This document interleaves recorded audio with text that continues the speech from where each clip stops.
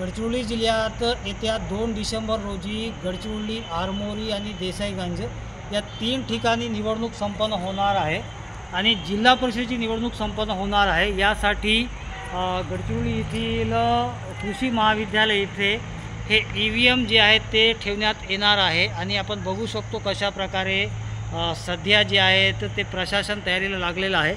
इथे जे वाहन बघत आहात निवासी जिल्हाधिकारी यांचे वाहन आहे आणि हे कृषी विद्यालय इथे ही तयारी सध्या सुरू आहे आणि हे आपण बाजूला बघू शकतो बसेस जे आहेत ते EVM आणण्यासाठी हे बसेस आहेत आणि EVM आणल्यानंतर जिल्हा परिषदेच्या प्रत्येक भागात या EVMला पाठवण्यात येईल।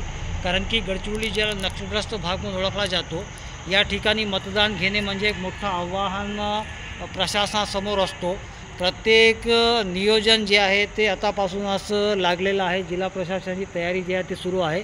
इथे अनेक अधिकारी जे आहेत आत चर्चा करीत आहेत आणि सध्या अनेक चर्चा झाल्यानंतर यांच्या नियोजन जे आहे ते पोलीस विभाग, जिल्हाधिकारी कार्यालयाचे कर्मचारी आणि प्रशासनाचे कर्मचारी हे सर्व मिळून निवडणूक प्रक्रिया जी आहे ते कशी पार पाडता येईल, कशा प्रकारे सुरक्षा जी आहे ते दुर्गम भागात पोहोचवता येईल यावर चर्चा सुरू आहे।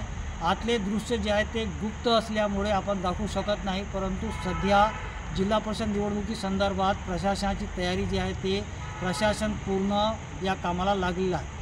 कॅमेरामॅन सोहेल पठाण सोबत नियम इरफान, TV9 गडचिरोली।